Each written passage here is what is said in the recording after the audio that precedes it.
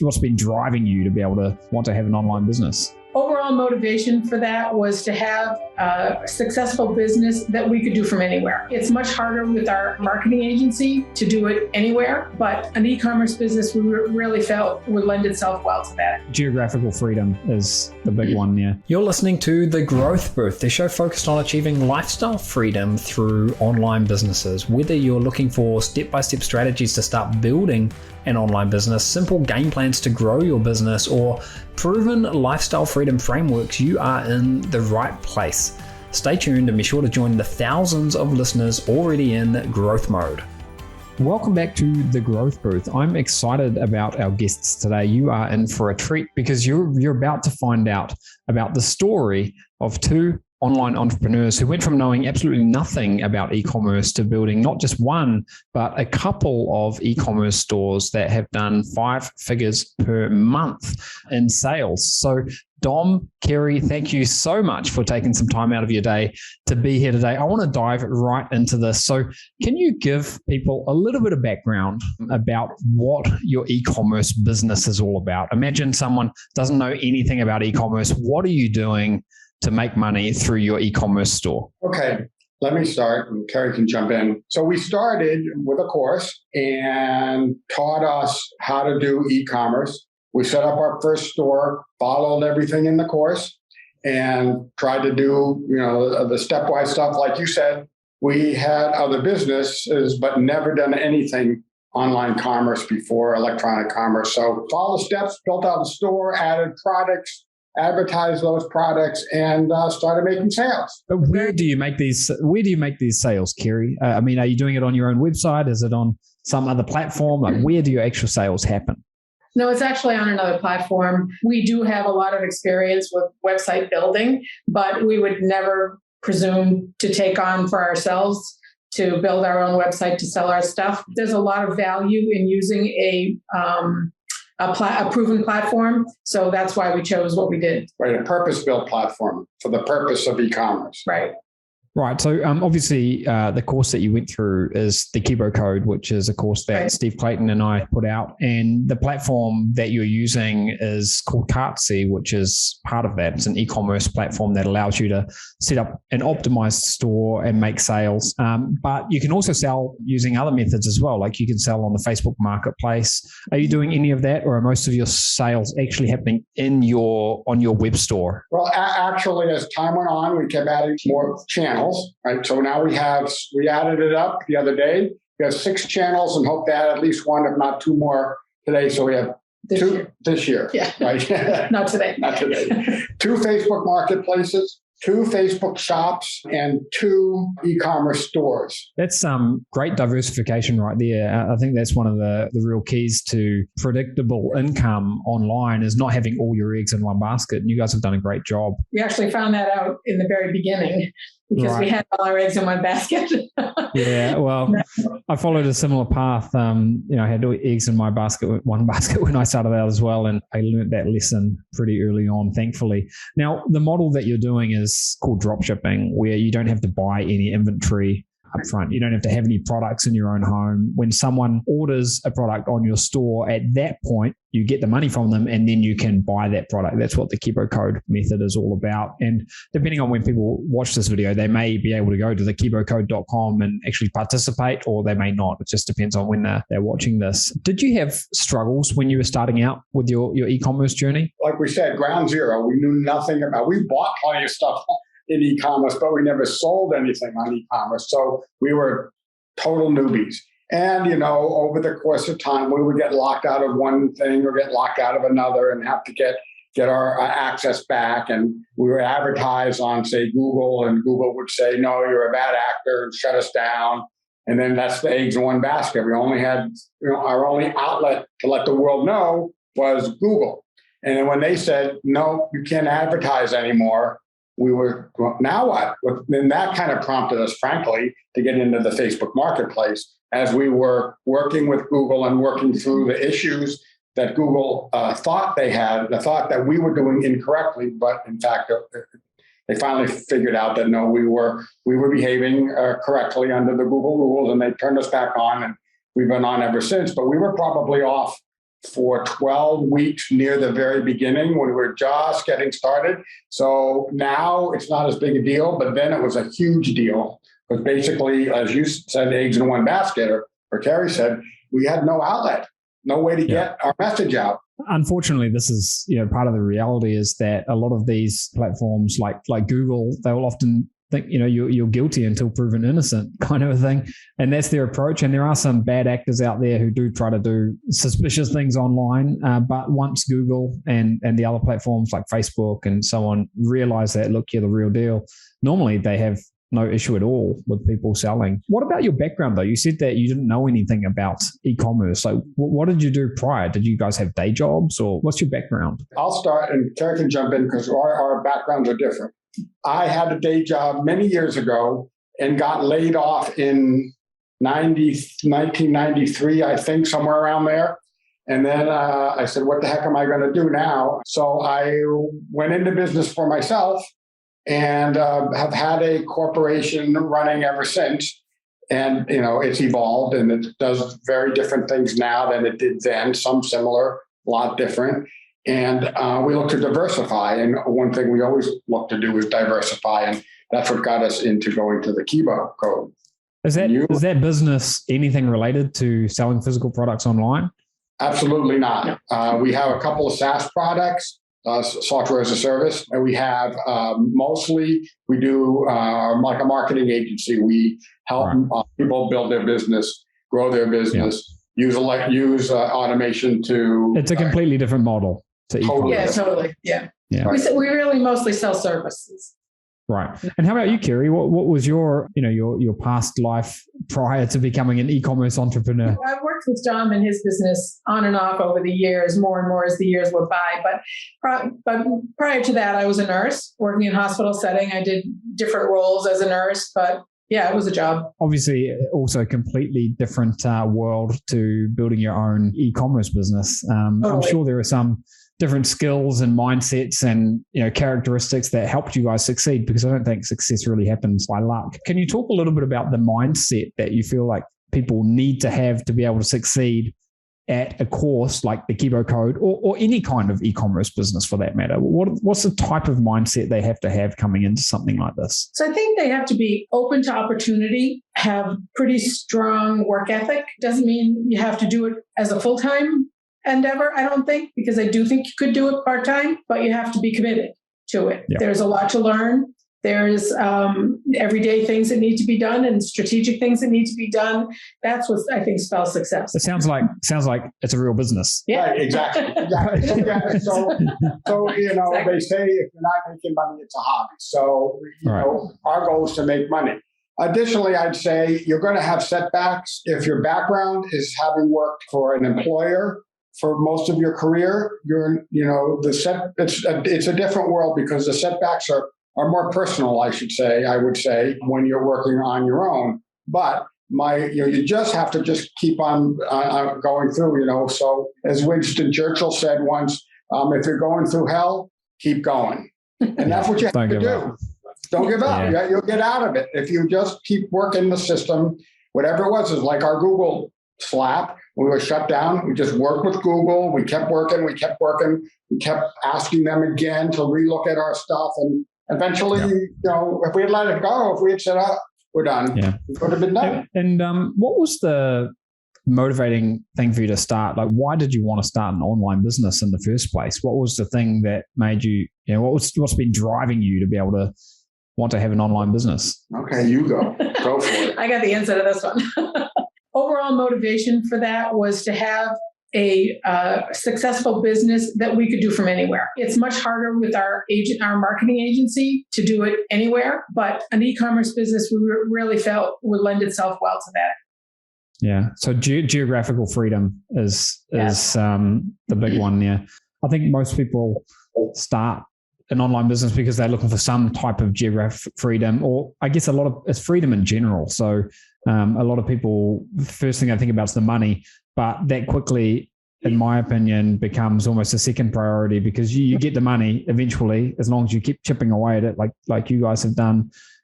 So I think it's the other benefits of having the time freedom and the geographic freedom that are the really special ones. for sure. Is there anything special about your daily routine that you guys do that you think has helped result in your success? When you've obviously disciplined about what you're doing, you've got some experience.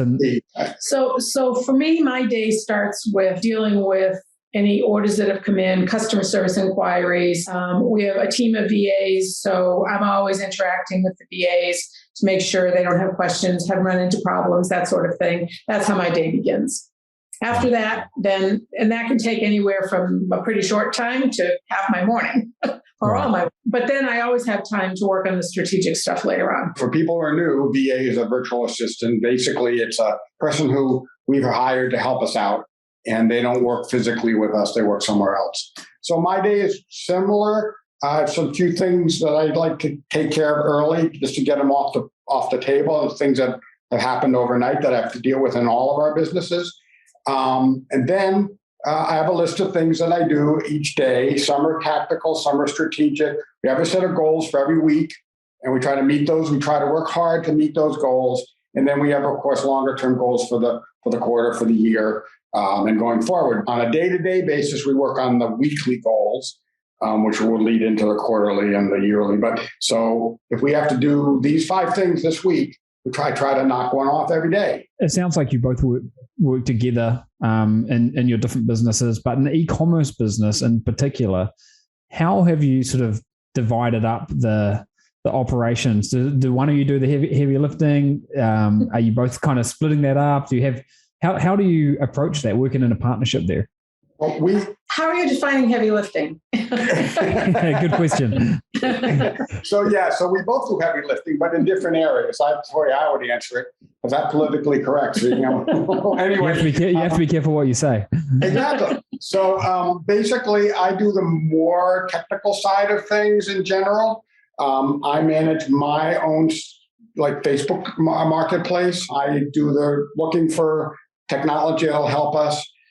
We both kind of look for products, and Kerry does the management, and she can tell you better of the virtual assistants and putting the orders. She actually puts the orders into our drop shippers.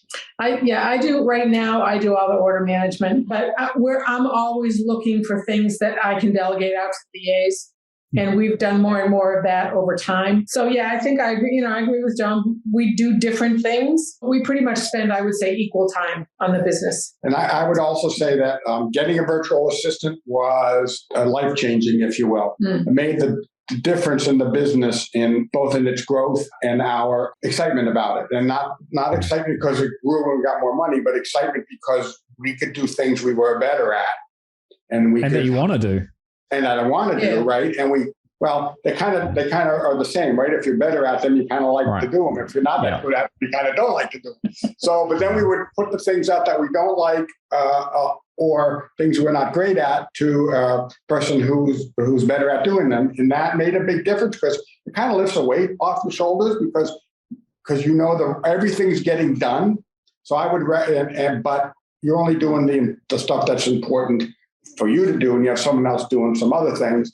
And I would highly recommend anybody going into this business to do that as soon as possible, even if it starts costing you a little money at the beginning. Yeah. I think I've got 2 regrets with my own online business. One of them was that I didn't start e-commerce sooner because I kind of put it in the too hard basket.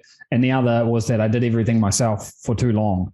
I can vividly remember when I started hiring a VA or VAs, virtual assistants, that my business started to explode. There's like a point in time, I can vividly remember it. And I was getting them to do the most mundane little things, but it was a game changer for me because I'd go to sleep at night, I'd wake up in the morning and I'd have 10 hours done. And I was like, oh my God, all of a sudden, because I was still working a day job at the time, all of a sudden I was getting so much more work done in a week, and it sort of put the turbochargers on my business. So I'm glad you found the same thing. Did you have experience in working with a virtual assistant in the past, or? We do have a couple of US-based virtual assistants that we've used on a part-time basis over the years in our agency business. So we had some experience with that, but the VAs that we hired for the e-commerce business are not US-based. They and they've been delightful to work with. I can totally relate to that. And I think just building a team in general. So in Steve and my business, we've got a team of must be about 65, 70 people around the world. And when you sort of multiply out how much work you can get done on a daily basis, and not just that, but that you can have someone who is actually a lot better than you at doing things. It's just such a no-brainer, and that's how businesses grow. Talking about business growth, I want to try to paint a picture for people who are listening to this. What has been, the best month? You've got a couple of stores. What has been the best month in those stores in terms of like a dollar number to sort of paint that picture for people? I think on our first store, our best month was like in the $10,000 range, a little above that. And our other store, what did we say, 15,000? It was about 15,000. Right. And but by best, I mean, okay, so the months are much better than they were at the beginning. So it's always so best and current are not that far apart. Of course. Yeah. How long did it take you to make your first sale? I mean, was it like an overnight success thing, or did you have to battle away? Or? No, we put a reasonable number of products into our store and tested a reasonable number on, I don't remember the exact number. Different ad platforms. Yeah. I think we got probably our first sale probably pretty early, but we certainly didn't have a great month until it was a little while later. I think that's reasonable. And you've got offline business experience. And the thing I always say to people is, if I compare how quickly I can get an online business going to an offline business, then even if it takes a few weeks to get your first sale, it's still quite remarkable. So I don't know how long that took you exactly, but Right. It's remarkable because there's so many tools out there to get you customers. If you have an offline business, whether it's brick and mortar or even another kind of service business, it's a much tougher, longer, and more and harder, difficult job to get your customers, prospects, your leads, prospects, and customers than it is when you have these outlets, to let the whole world know what you're selling. If we talk about the products that you are actually selling, how do you choose these products? Are you following a general sort of theme? Do you sell products that you're interested in, or is it just everything and anything? So we did what we learned in the Kibo Code program initially, and had a general store, a sort of a very eclectic mix of products, and we chose them not randomly, but part of what we learned in the Kibo Code program was how to research products. And so that's how we chose them. We try really hard to keep our emotional bias out of the product choice, because just because we would buy it or we wouldn't buy it, it really is irrelevant. I always get amazed. The products that I think are going to do the best, or the products that I think don't have much chance, sometimes end up being my winners. It's so hard to predict. There's things that you can do to stack the odds of success in your favor. And at the end of the day, it doesn't matter what product you sell. But sometimes it's the most mundane object or bizarre object, and it turns into a home run. It's just the way it goes. Right. And different outlets have different products that sell. So you could have one outlet which sells product A, and another outlet which you couldn't sell product A if you gave it away. And, and then vice versa. So we found that it's very interesting from a human interaction or whatever, humanity perspective to analyze that out and say, wow, I sold 1 million of these over here, but I can't sell any over there. Yeah, it really is fascinating. And I think the more experience you get, the more you realize that almost any product can sell. Yes, absolutely. And sometimes I see something being sold and I'm like, what the heck is that thing? I don't even know what it is, because one of my team has put it up and I see all these orders coming in, and then I discover, didn't know that thing existed. But good problem to have. We have one of those. We have several. I mean, we have our VAs do our product research, a lot of our product research with guidance. With guidance from us. Of course, they don't put anything up we don't approve, but as you said, oh, look, everybody wants to buy this thing. What the heck is it? Okay. Yeah, it doesn't matter as long as there's demand for it. Now, talking about the blueprint that you've used, which has been the Kibo code, I'd love to drill down a wee bit more into your journey. I mean, did you just follow the steps, step by step by step? Did you sprinkle a bit of your own magic in there? What did you guys do to see success with it? So can I tell a little quick story? Oh, absolutely. So I'm going to answer your question in a roundabout way. We followed the blueprint step by step. And part of the reason we did that is because we have learned from our own experience that if you think you know better than the experts do, you pretty much usually don't. And a friend of ours years ago decided had a business degree. He was going to buy a Subway franchise, which is a sandwich store in the US. But he knew better than the company did. And he sprinkled his own magic on his franchise and went belly up in 6 months. So we kind of kept that in the back of our minds when we started the Kibo code. And we watched all the videos, we talked to all the people, we listened to all the webinars, we really did walk the walk. As we got more experience, we were able to, deviate slightly, but all with the basis and the foundation of what we were taught. Yeah. So we didn't just go off on our own. Yeah. And how about for someone who might be considering whether or not they want to go down this path? Maybe they're unsure of whether something like the Kibo code is going to work for them. Maybe they've got some uncertainties around whether or not they're going to be able to do it. What would you say to people like that? If you follow the course, and you do it step by step, you may be one of the first guys to be successful or one of the last guys to be successful or somewhere in the middle, but you will be successful if you follow it and don't sprinkle too much of your own magic on it too soon. And I think that people need to understand that starting any kind of business, whether it's e-commerce or not, is going to involve time. And it's going to take a bite out of your either your personal time, your work time, or whatever. And you need to be prepared for that because it's not an easy road to start a business. It's a lot easier when you have a proven framework to work with. But it does require time and commitment. Yeah, I think that a lot of people expect magic to kind of happen overnight with online businesses, and that's because there are a lot of unrealistic claims floating around out there. I do think that in the world of online business, e-commerce is probably the most predictable, and certainly in a matter of a couple of weeks, you could have a store up and you could have products up, and once you've got a store and products, you could have traffic, and once you've got traffic, then it's really just a matter of time until you make sales. So I think it's important that people are aware that there's no magic bullet in any kind of a business. Online business is the same.